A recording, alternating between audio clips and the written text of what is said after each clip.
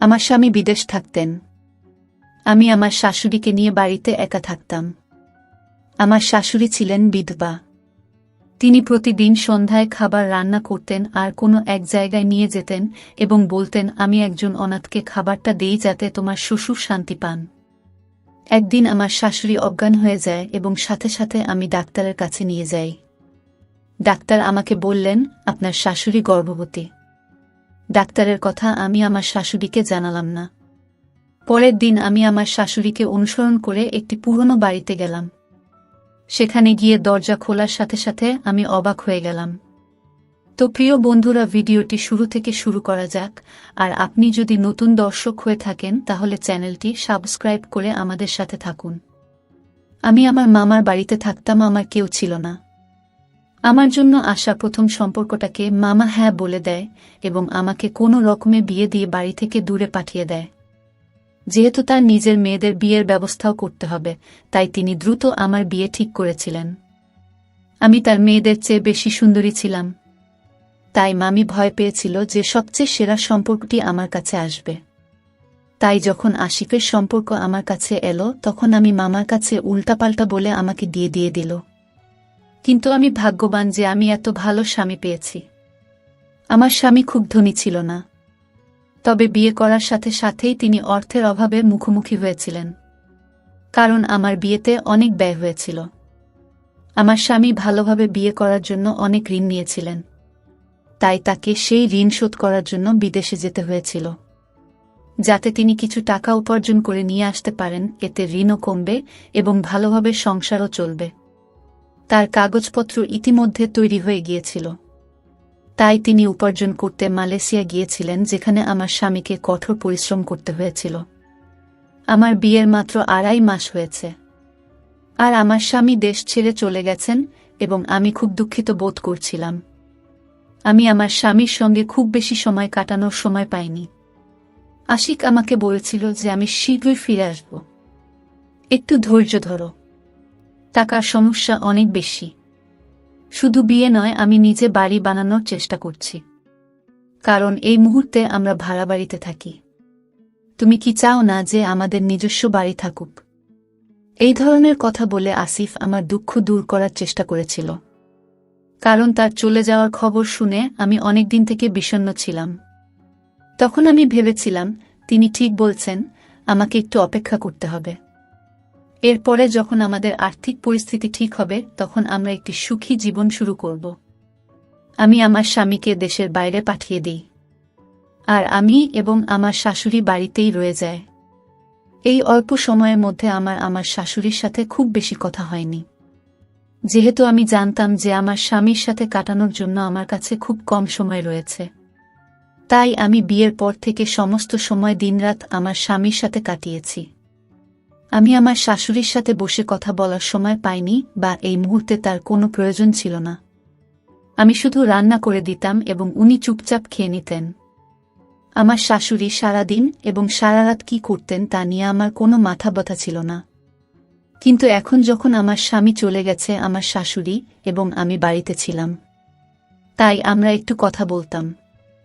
কিন্তু আমার শাশুড়ি খুব অদ্ভুত কিসিমের মানুষ ছিলেন, সাধারণ শাশুড়ির মতো ছিলেন না। আমি যখন কাজ করতাম না তখন তিনি আমাকে কিছু বলতেন না, তিনি চুপচাপ কাজটি নিজেই করে নিতেন।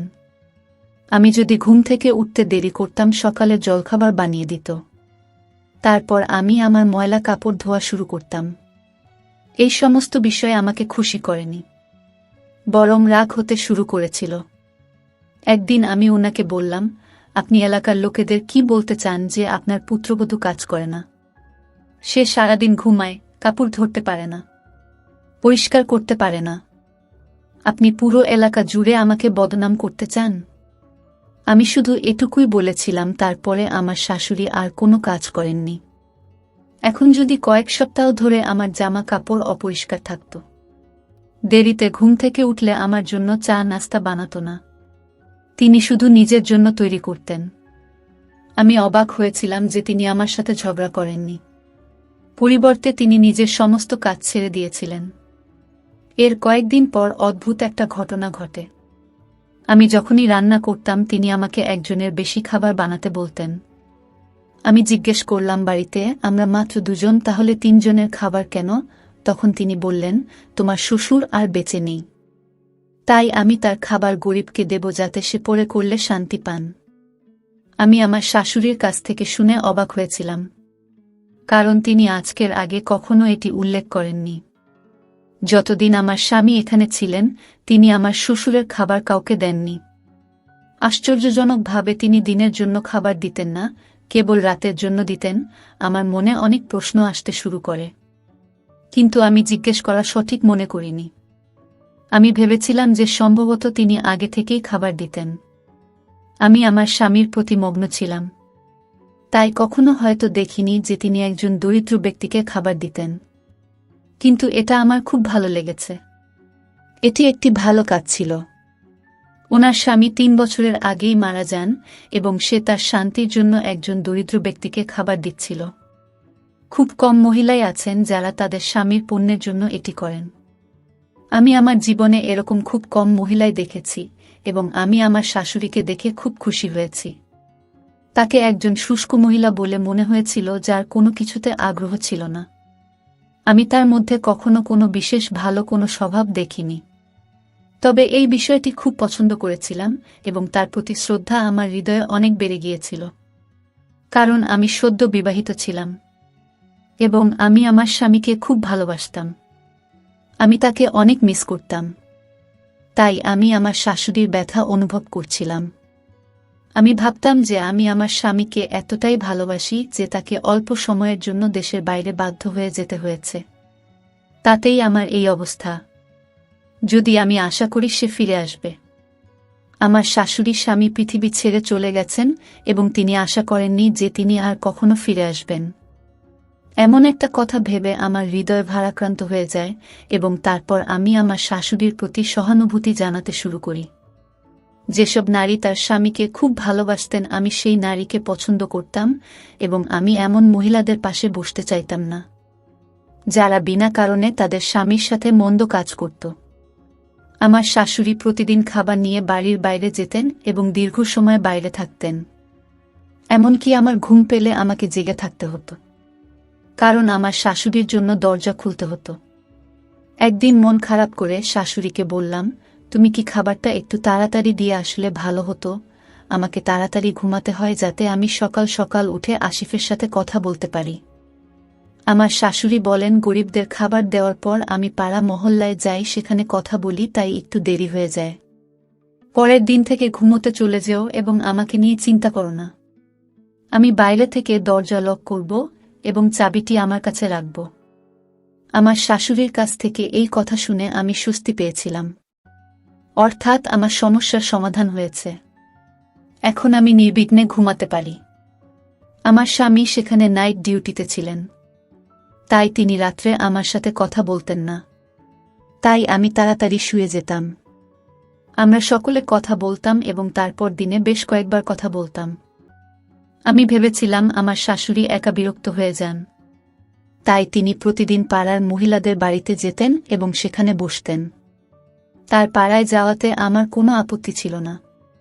তিনি আমার বিষয়ে হস্তক্ষেপ করতেন না এবং আমিও তার বিষয়ে হস্তক্ষেপ করতাম না।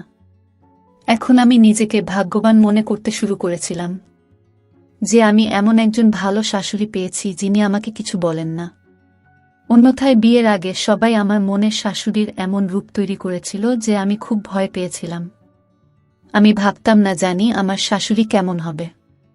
জীবনটা এমনই চলছিল যে হঠাৎ একদিন এমন খবর পেলাম যে আমার পায়ের নিচ থেকে মাটি সরে গেল এবং আমি যে এতদিন ধরে নিজের মনের মধ্যে শাশুড়ি প্রশংসা করেছিলাম, মুহূর্তের মধ্যে ঘৃণা অনুভব করতে শুরু করলাম। আসলে আমি জানতাম না যে আমার নির্বোধ চেহারার শাশুড়ি ভিতর থেকে এত নিষ্ঠুর হবে।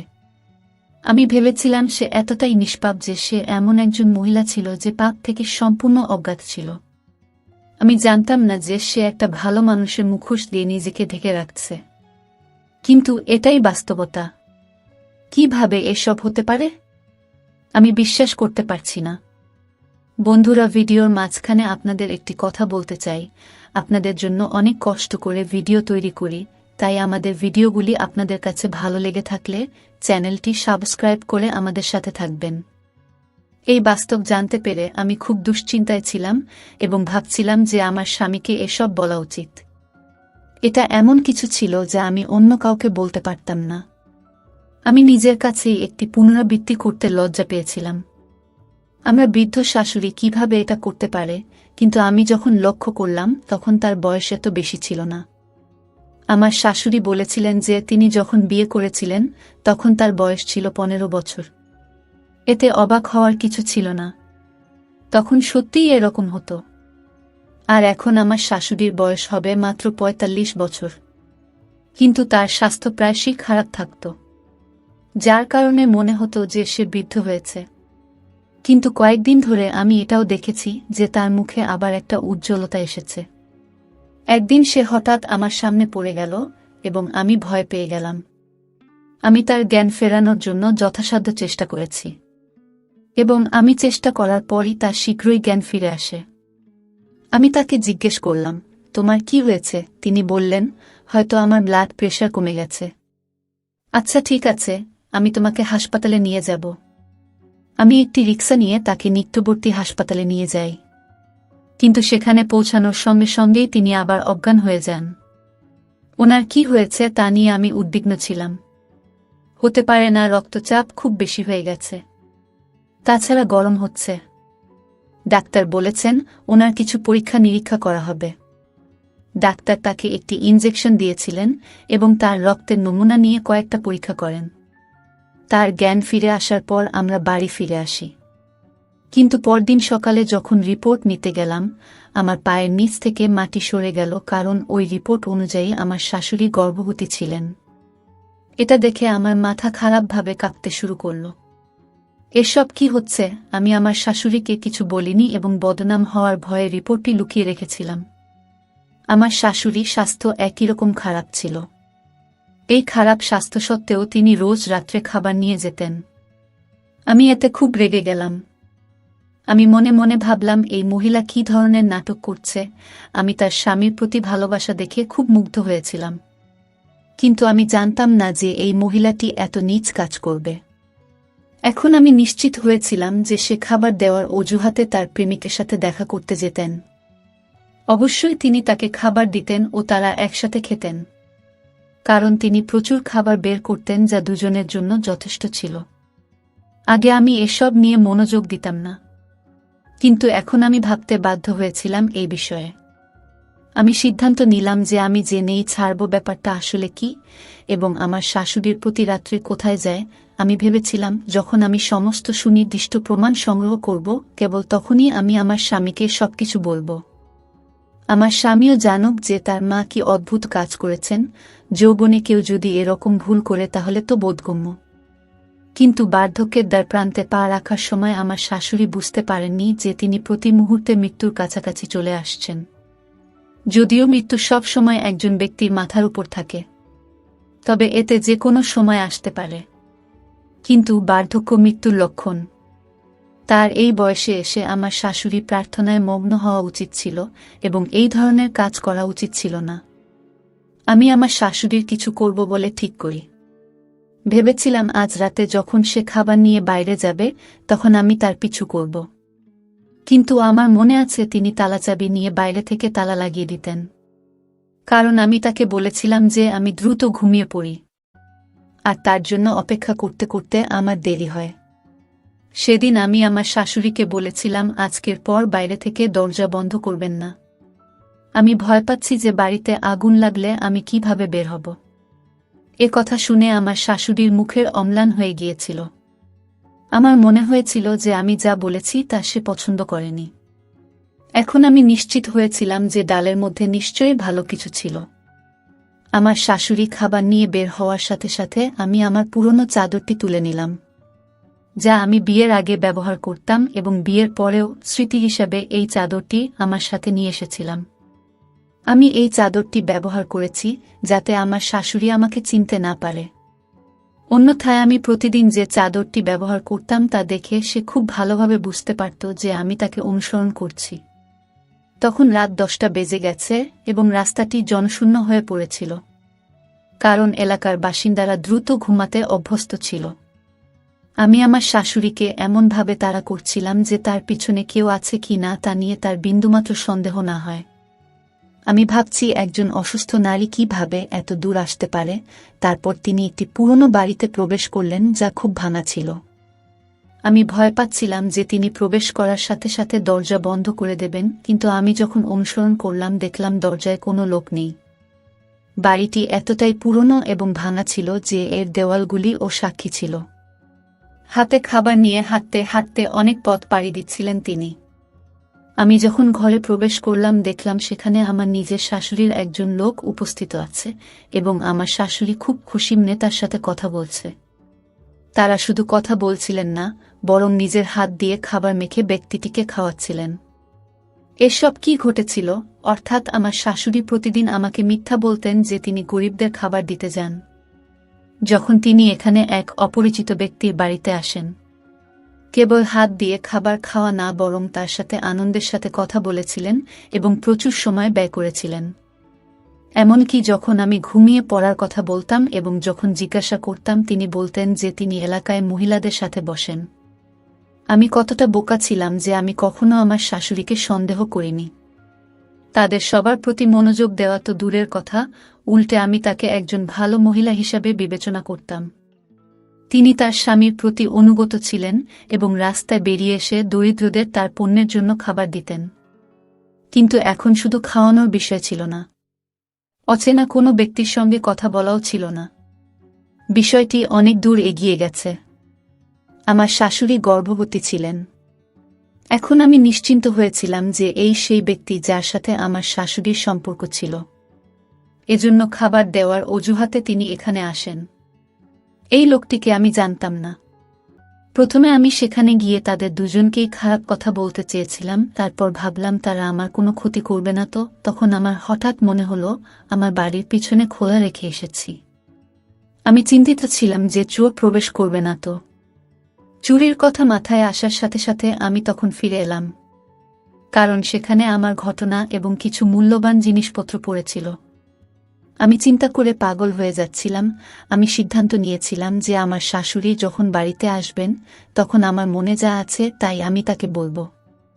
সেখানে আমি সেই অচেনা ব্যক্তির ভয়ে কিছু বলিনি, কিন্তু বাড়িতে আমি কথা বলতে পারতাম। আমার শাশুড়ি ফিরে আসার সাথে সাথে তিনি আমাকে জেগে থাকতে দেখে কিছুটা হতবাক হয়েছিলেন এবং জিজ্ঞাসা করেছিলেন, তুমি কি এখনো ঘুমাওনি? আমি রেগে গিয়ে বললাম যে মহিলার শাশুড়ি এত খারাপ হতে পারে, সে কিভাবে ঘুমাবে? আমার শাশুড়ি যখন বিস্মিত হয়ে আমার দিকে তাকালেন তখন আমি বললাম, আমার দিকে এভাবে তাকাবেন না। আপনি কোথায় যান, খাবার দেওয়ার অজুহাতে কার সাথে দেখা করেন এবং তোমার গর্ভে কার পাপ বাড়ছে সে সম্পর্কে আমি পুরো সত্য জানি। আমার শাশুড়ি আমাকে জিজ্ঞেস করলেন, কি বলছো তুমি? আমি তার মুখে মেডিকেল রিপোর্ট ছুঁড়ে মারলাম। আমি বললাম, আমি কোনো কারণ ছাড়া এসব বলছি না। এটি আপনার মেডিকেল রিপোর্ট যা বলে যে আপনি গর্ভবতী। আর এখন আমি দেখতে এসেছি আপনি কার পাপ এনেছেন। শাশুড়ি রিপোর্টটি তুলে নিয়ে পড়তে শুরু করলেন এবং আমাকে বললেন, এরকম কিছু নেই, রিপোর্টটি ভুল লেখা হয়েছে। আমি বললাম, যদি রিপোর্টটি ভুল হয় তাহলে আমি এটা বিশ্বাস করতাম, কিন্তু আপনি কার সাথে বসে সারারাত কথা বলেন? স্বামীর জন্য সৎ কাজের নামে অন্য কারো সঙ্গে থাকতে লজ্জা হয় না? আপনি কার সাথে কথা বলছিলেন? আপনার ধারণা আছে আপনি আমার স্বামীর সম্মান মাটিতে মিশিয়ে দিয়েছেন? আমার স্বামী কি সারা বিশ্বকে দেখাবে যে তার মা বৃদ্ধা মা, যিনি সবেমাত্র বার্ধক্যের দ্বারপ্রান্তে পা রেখেছেন, তিনি গর্ভবতী হয়েছেন? আমার শ্বশুর বেঁচে থাকলেও সমাজ কিছু বলতো না। একটু কথা হতো, তারপর সবাই চুপ করে থাকবে যে ঠিক আছে, গ্রহণযোগ্য, এটা অনুপযুক্ত কিছু নেই। এই কথা বলে মানুষটা মেনে নেয়। কিন্তু দুনিয়া যদি আমার স্বামীকে তার সাথে সম্পর্কিত কোনো প্রশ্ন করে তাহলে সে সমাজে কাউকে মুখ দেখাতে পারবে না। মানুষের বোন বা মেয়ে এ ধরনের কাজ করে এবং তাদের মাথা লজ্জায় ঝুলে যায়। কিন্তু এবারই প্রথম কোনো ছেলের মা এমন কাজ করলেন।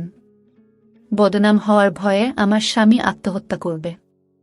আমি আমার শাশুড়ির সামনে আমার সমস্ত আক্রোশ রাগ উগরে দিলাম। সব শোনার পর তিনি বললেন যে তোমার ভুল বোঝা হয়েছে, সেই ব্যক্তিটি আমার ভাই।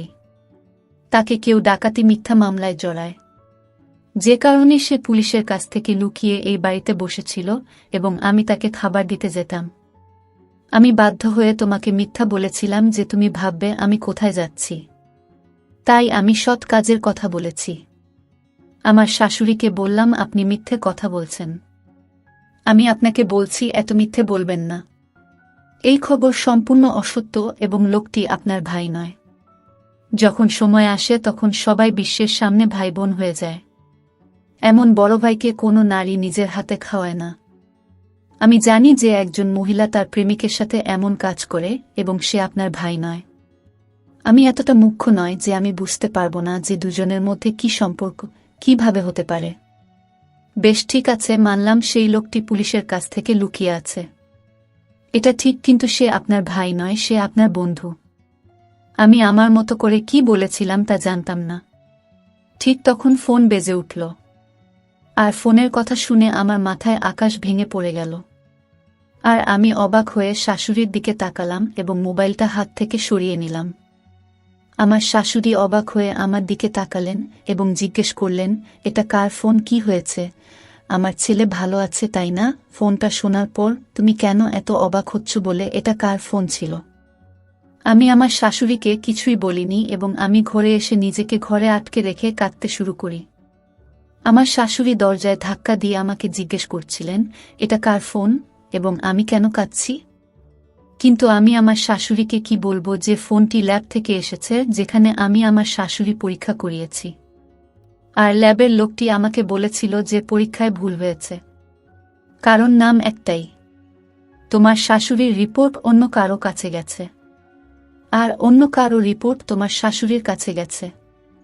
আপনার কাছে যে রিপোর্ট এসেছে তা একটি নববিবাহিত দম্পতির, যার নাম আপনার শাশুড়ির সাথে মেলে এবং তিনি গর্ভবতী। আর তোমার শাশুড়ির রিপোর্ট আমার কাছে আছে। আর এই রিপোর্ট অনুযায়ী তোমার শাশুড়ির ফুসফুসে ক্যান্সার হয়েছে। এখন আমি আমার শাশুড়িকে কি বলবো যে আমি এতদিন ধরে তার চরিত্রের দিকে আঙুল তুলেছি। তার জীবনের খুব কম সময় বাকি ছিল। কোনো মুখে আমি আমার শাশুড়ির কাছে ক্ষমা চাইব? অবশেষে আমি দরজা খুললাম এবং আমার শাশুড়িকে জড়িয়ে ধরে কাঁদতে শুরু করলাম। তাকে পুরো সত্য ঘটনা বললাম। সেদিনের পর আমার শাশুড়ি খুব অসুস্থ হয়ে পড়েন এবং তার চোখে সবসময় আমার জন্য একটি অভিযোগ ছিল। লোকটি আসলে আমার শাশুড়ির ভাই ছিল যে পুলিশের কাছ থেকে লুকিয়েছিল। একটি ছোট ভুল বোঝাবুঝি সবকিছু ধ্বংস করে দিল, যা আমার শাশুড়ি কয়েক মাস পরেই চিরতরে পৃথিবী থেকে চলে গেলেন, কারণ তার ক্যান্সার ছিল। কিন্তু আমি কখনোই নিজেকে ক্ষমা করতে পারবো না যে আমি তাকে এত কিছু বলেছি। আমার উচিত ছিল তাদের কথা গুরুত্ব সহকারে শোনা, তাদের বোঝা এবং ল্যাবের লোকেদের সাথে কথা বলা যে আপনাদের রিপোর্টে অবশ্যই কোনো ভুল রয়েছে। কিন্তু এই সব কিছু করার পরিবর্তে আমি আমার চোখ বন্ধ করেছিলাম এবং সবকিছু বিশ্বাস করেছিলাম। আমি যদি এক মুহূর্তের জন্য ভাবতাম যে রিপোর্টই ভুল হতে পারে, আমার এটা নিয়ে ভাবা উচিত ছিল, ডাক্তারের সাথে কথা বলা উচিত ছিল। কিন্তু আমি তা করিনি। আর এখানেই আমি আমার জীবনের সবচেয়ে বড় ভুল করেছি। তো প্রিয় বন্ধুরা, গল্পটি এখানেই শেষ করছি। যদি ভিডিওটি আপনাদের ভালো লেগে থাকে তাহলে ভিডিওটিতে একটা লাইক করবেন আর চ্যানেলটি সাবস্ক্রাইব করে সাথেই থাকবেন। ধন্যবাদ।